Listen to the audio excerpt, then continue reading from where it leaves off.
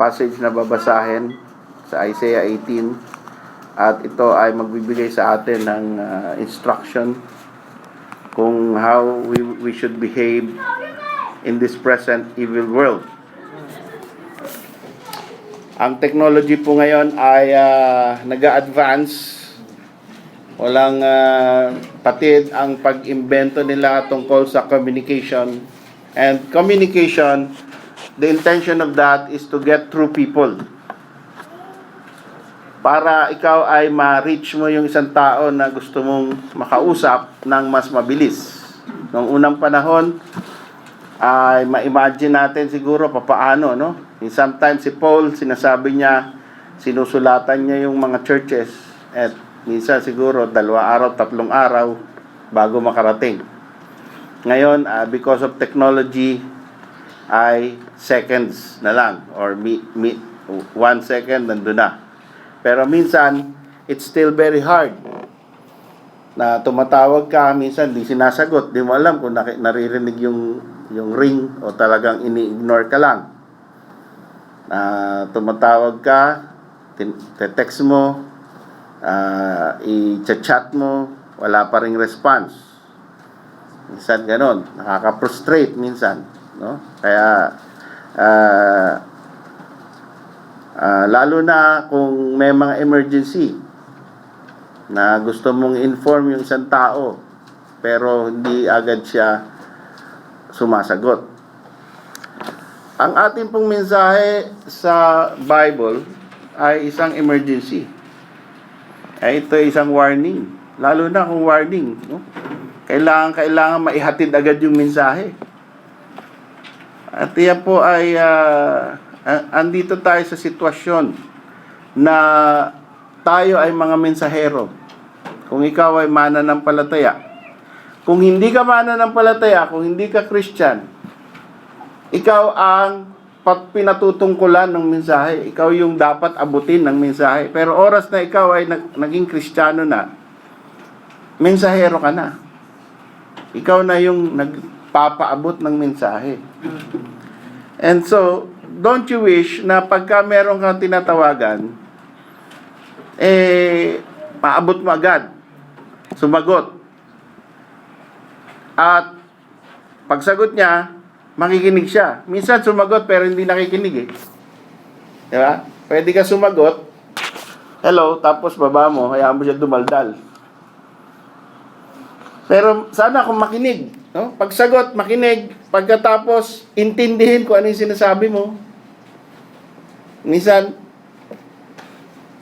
mag-instruction ka doon sa mga anak mo sa Pilipinas, ganito gawin nyo ha, opo, hanggang opo lang pala yun. Hindi naman pala pa susundin. Okay? So, may mga ganon. At so, therefore, importante yan. May mga bahagdan niyang communication eh. They will answer, and after answering, they will listen. And while listening, they are understanding your message.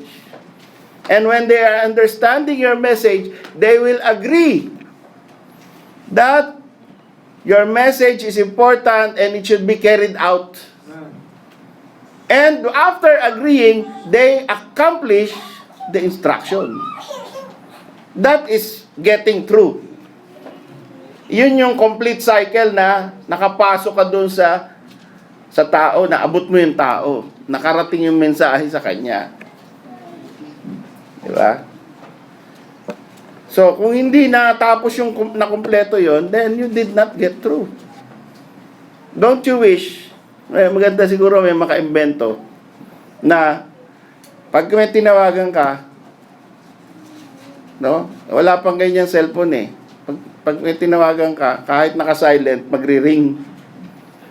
Dahil pag importante yung mensahe mo, pag ikaw yung tatawag, tapos naka-setting doon sa isang tao na importanteng tao to, kaya kahit naka-silent, kahit patay ang cellphone, magri-ring. At kahit na hindi pa niya pindutin na answer, pwede mo na ka nang magsalita at sasabihin na, hoy, gumising ka, meron ako sasabihin importante. Mapapabalik mo. Or kahit nasa CR, naiwan niya doon, maririnig niya.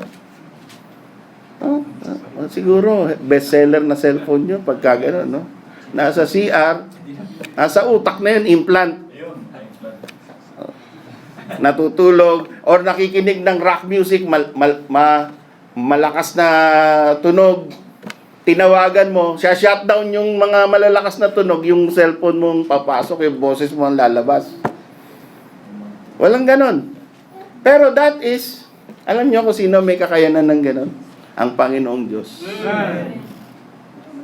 You can go where nasa bundok ka, walang signal. Ang Panginoon, kaya kang abutin. No? At kahit tulog ka, pwede kanyang pasukan ng yung isip mo sa magitan ng dreams and visions. Nasa CR ka, pwede mong maalala bigla. No? Papaalala sa'yo na meron ka palang kailangang gawain na pinapagawa sa'yo. So, that is God's power.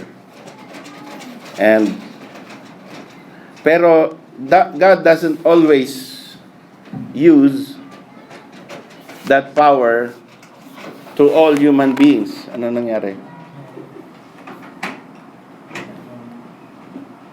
Now, some calls are considered worth listening more than others. May mga tao na pag nakita nila kung sino yung tumatawag, hindi importante yan. Diba? Ganon tayo, diba? Mamaya na lang. Tawag ng tawag, kahit 5-10 missed call na yan. Yan mo yan. Pero merong tawag na kapag tumawag, sagot ka kagad. Diba? Merong ganon. So, lahat tayo ay merong value na binibigay doon sa mga tawag sa atin. Sa mga pumapasok na tawag sa atin. And sometimes, tayo na tumatawag ay naiinsulto tayo minsan na, bakit di ba nila ako kinoconsider na importante? Kasi minsan, alba, yung WhatsApp, meron 2 check yun eh. Kulay blue. Ibig sabihin, 2 blue, nabasa niya, pero di sumasagot. So, ini-snub ka. So, maaasar ka ngayon. No? Kumbira, nabasa na. Tapos, baliwala ako. Ibig sabihin, wala akong kwenta sa buhay niya. So, yan ang ng technology ngayon. So, some calls are considered. Now, if a king makes an announcement, you listen. Because it will be detrimental for your benefit if you don't. If you don't know the message. If it is a general announcement for all people, then we should listen. Alba, in-announce na pala na, okay, from now, the Philippines is in a state of war with China. Tapos ikaw, hindi ka mahilig, ang mas gusto mo yung mga probinsyano, Encantadia. Hindi ka mahilig sa news. So, hindi uwi ka ngayon, daan tayo ng China. Maganda doon. Sa Shanghai tayo lumanding, tas Manila. Hindi mo alam, aarestuhin ka na ron. Gera na pala. See? So, if a king makes an announcement, every part of the kingdom should listen. And if a world leader calls you, you should listen. May mga tao na, sabi nga nila, money talks. If it's about money, talagang, yan, sasagutin mo yan. Iniintay mo yung tawag na yan. No? Kung, ngayon, meron namang iba, they also pay attention with other things on this earth na nakaka-attract sa kanila. So, iba-iba yung value ng iba-ibang tao. But if God calls, alam nyo ginawa ni Adan nung tumatawag ang Panginoon sa kanya. Sabi niya, Adam, asan ka na? Ang ginawa ni Adan, Nagtago. Sipin mo yun, Panginoon Diyos na nga, ha? Ang tumatawag, hindi pa rin sinagot. Hanggang sa na-discover siya nandun, at sinabi niya, bakit nagtatago ka dyan? Kasi nakahubot-hubad ako eh. Paano mo nalaman? So it all happened like that. God is calling and the man hides. And dadating ang panahon sa Revelation chapter 6 na merong dumarating na ang Panginoon. Anong gagawin ng tao? Pupunta sa mga bundok, sa mga kuweba. Sasabihin, itago mo kami, bato. Tatawag sa bato. At sasabihin, itago mo kami at andyan na, dumarating na yung terrible. The face of Him that will judge us. The Lord Jesus Christ. When He comes, people will hide. People who are unsaved, people who do not have the Holy Spirit in their hearts, will hide in the rocks. And maybe, it will also mean the rocks which are shaped like a human being. Kasi kakausapin eh. Diba? Ano bang klaseng bato ang kinakausap ngayon ng tao? Yung bato na hugis tao. Diba? Sasabihin niya, yung malaking bato dyan sa EDSA, nakatayo dyan. Yung Mary of EDSA. Siguro doon sila magtatago. Doon sa mga bawat ibang bansa, mayroong kanya-kanyang mga malalaking bato na doon pumupunta yung mga tao in case of calamity. At nagpe-pray at sasabihin, itago mo kami, iligtas mo kami. Ikaw ang pag-asa namin. So this is the attitude. Na dumarating na yung mismong tunay na Diyos, ang tao tatakbo pa rin sa falsipikadong Diyos. Imagine the vanity of the human mind. That we will, even at the point of judgment, even at the point that God Himself is already appearing in the horizon, people will still run to the false gods, the God of his own imagination. Therefore, in Isaiah chapter 18 verse 3, pumunta po tayo doon. This is the message of God to every one of us. Not only you who are here in BCA, not only you who are here in this church. Ang sabi po, all ye inhabitants of the world, para pala to sa lahat ng tao sa buong mundo. Lahat ng nakatira sa planetang Earth. All ye inhabitants of the world and dwellers on the earth. See ye. Tingnan ninyo. Panoorin ninyo. Pagmasdan ninyo. When He lifted up an ensign on the mountains. And when He bloweth a trumpet, hear ye. So, dalawa pinapagawa ng Panginoon sa atin dito. Pagka daw siya ay mayroong itinirik na ensign. An ensign is a flag or a sign to make it as a rallying point. At yan ay nilalagay sa bundok para kitang-kita.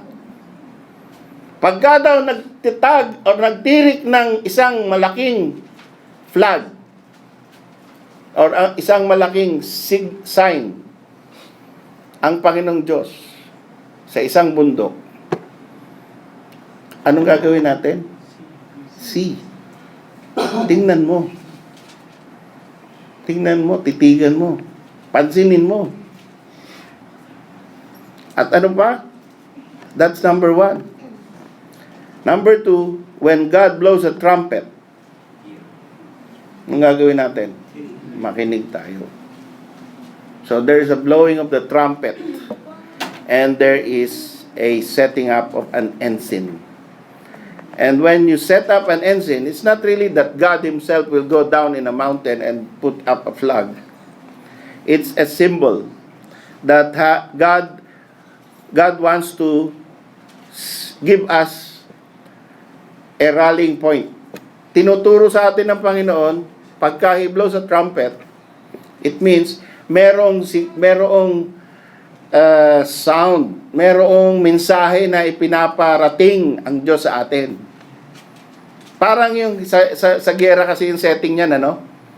Sa isang gera, pagka nag-blow ng trumpet, at alam nila na yung trompeta ng kanilang army, na trained yung sundalo na makinig doon sa sound na yun.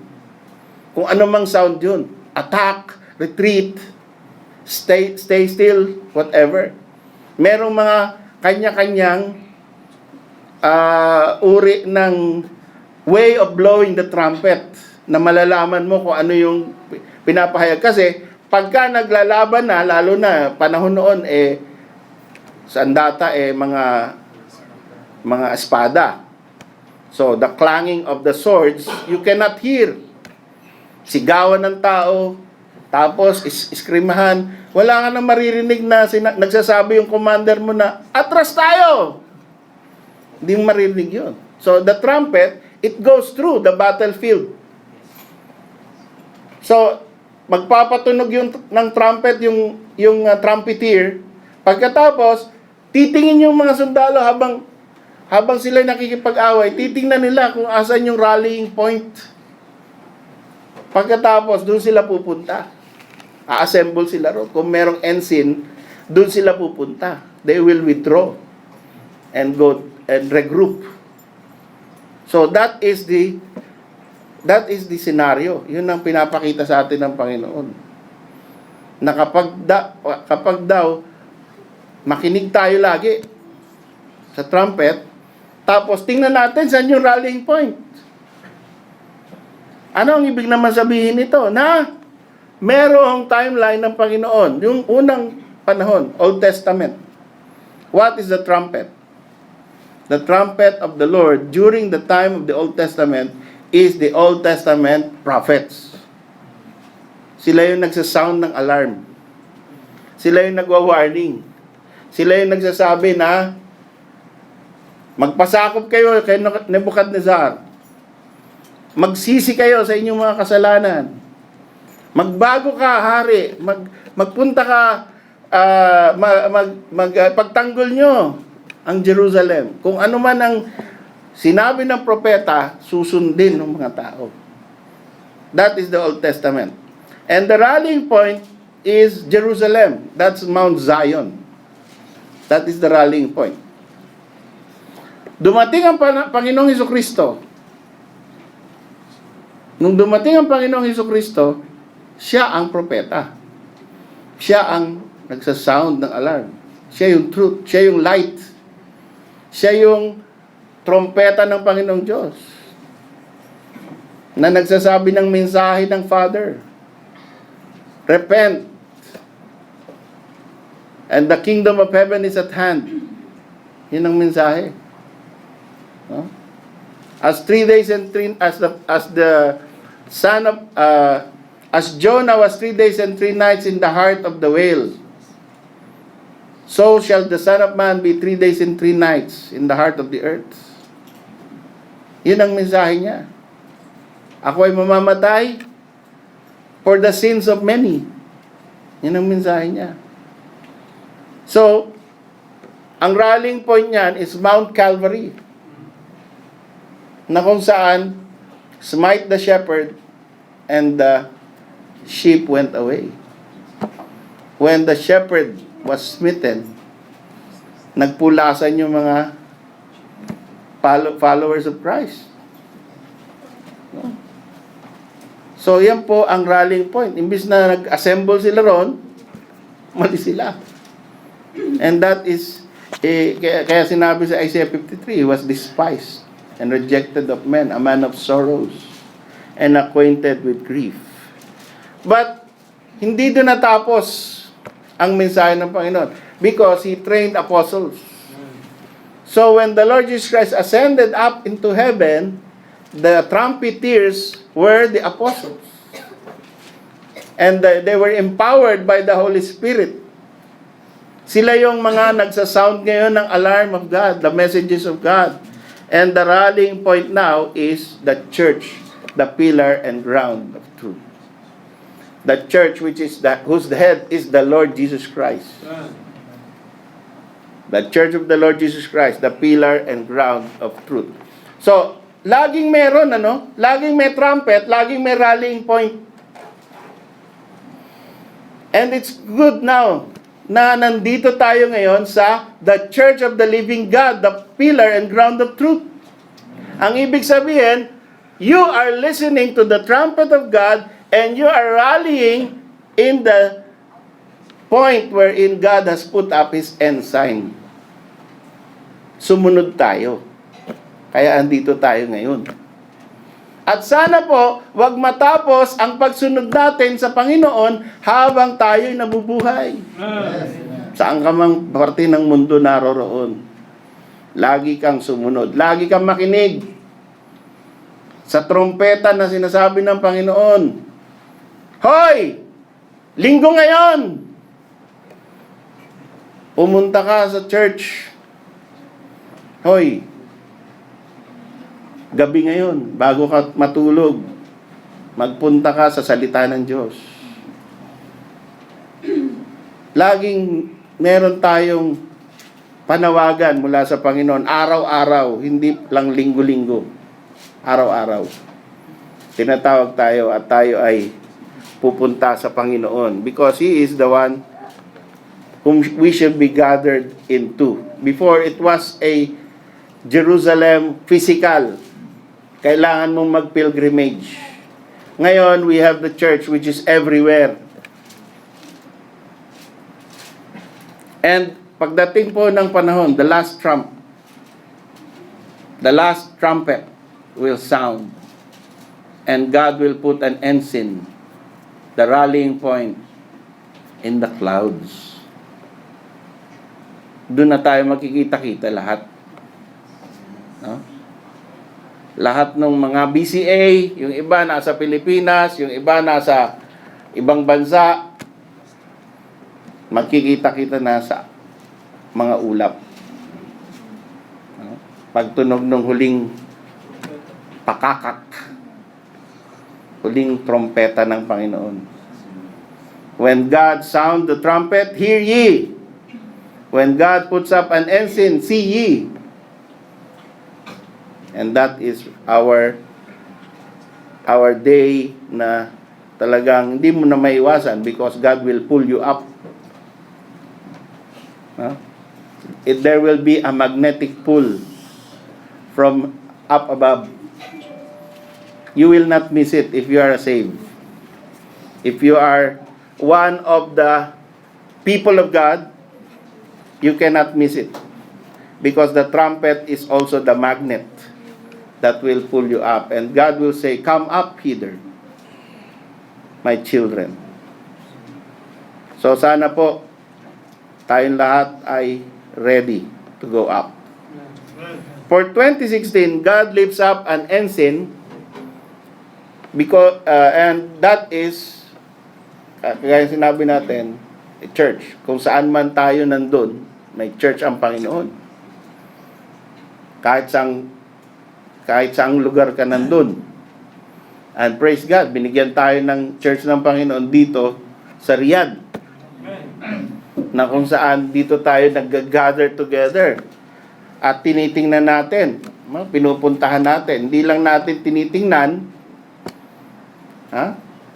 hindi lang natin pinapakinggan, iniintindi natin. Tama? Pinapakinggan ba natin at iniintindi yung mensahe? At pag naintindihan natin, kung ano man yung mensahe, do you agree? And do you follow? Because if the Bible, if it is the Word of God, if it is the Bible, then you should follow. No, when the Bible says, pray, do you pray? When the Bible says, give, do you give? When the Bible says, talk to people, do you talk? Yun, di lahat nasusunod natin. So, dapat lahat. I'm glad na may mga tao na sabi ko, praise God, nag-i-invite ka. Alam niyo sagot? Nung tao na sinabihan ko na, salamat Brad, at nag-i-invite ka ng mga tao para pumunta dito. Sabi niya, nahihiya ako sa Panginoon, kulang. That's a good attitude. Mahiya ka naman sa Panginoon kung wala ka man lang effort na ginagawa, no? To pray, to give, and to go, that the world may know about Jesus. Alam niyo ba yung kantang yun? He wants me to pray, to give, and to go, that the world may know about Jesus. He's counting on you, He's counting on me, that the whole world may know about Jesus. That's a daily activity. Pray, give, and go. So let's spend the rest of our lives. Hindi natin alam ilang araw na lang kakagulo mundo. Hindi natin sinasabi bukas tapos na lahat ang mundo. We don't know the time. But we know it's coming. And we know sure it's coming. At hindi mapipigil na darating ang katapusan na yan. So, pag dumating, did we do our part? Did we see? Misa nga, dun pa lang, fail na tayo eh. Yung pupunta ka lang, you drag your feet. Diba? Kaya mo naman pumunta ng mas maaga, pero pwede naman late eh. Hindi ko sinasabing lahat ng late ay intentionally nagle-late talaga kayo. Hindi. Nasa sa inyo na yun. It's between you and God. Pero woe unto you if you can go earlier and serve God earlier and be here earlier and you drag your feet intentionally because you don't care. Diba? So, let's develop more earnestly. No? Maging mas sigasig tayo. At be here. Huwag na yung kailangan ka pang i-encourage. Sige na, bro, dating ko na. Miss ka na namin. Ginaganon ka pa, no? Lalo na yung matatagal na. Lalo na yung member na. No? Sige na, bro, miss ka na namin. Ay, miss na pala nila ako. Sige, aten ako. Yeah. Di nyo na ako miss. Pwede na ako mag-absent ulit next, At least umaten na ako. Itong buwan na to, nakaisa na ako, Bira yan, hindi naman ako pinansin, Next month na lang uli. Birthday ko ngayon, na-attend ako. So, diba? Parang, hindi yun ganun eh. Hindi yun ganun. Pag sabi ng Panginoon, nagtayo ang Panginoon ng banner, pakinggan mo, tingnan mo, punta ka. Punta ka dun. Kasi dangerous pag di ka pumunta. Sipin mo, nagre-retreat na pala lahat, ikaw ganun ka pa ng ganun. Wala na, nakapaligiran ka na ng kaaway.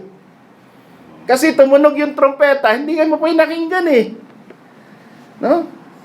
So, sila lahat, yung mga kakampi mo, pumunta na ron, ikaw, andun pa rin sa lugar kung saan tumitindig ka doon. Akala mo, yung pa rin, you are still doing the will of God there. But no, there is another signal given. So, it's important for us to pay attention. So what are we doing here? We are listening to a message. We must know who God is. We must know who is Jesus Christ. We must know the gospel so that you can share it correctly. So that you can share it with passion. Karamihan sa mga hindi talaga nag-share eagerly sa gospel, it is because hindi nila alam yung mismong content. No? Kasi absent ka nung tinuro eh. Hindi mo pinakinggan eh. Tinulugan mo eh. Tapos, alam mo na nga na yun pala yung pinreach, di mo man lang binasa, hindi ka nag-review. So, I hope yung ating ginagawang memory chapter, I hope it's getting an impact in our lives. And sana hindi tayo tumigil na isa lang. Nung naka-recite na ako, okay na. Sa buong buhay mo, isang chapter lang na-recite mo, okay ka na? Hindi Pagka, ang purpose niyan, kaya natin ginagawa yan, para malaman natin na kaya ko pala, kaya gagawin ko ulit.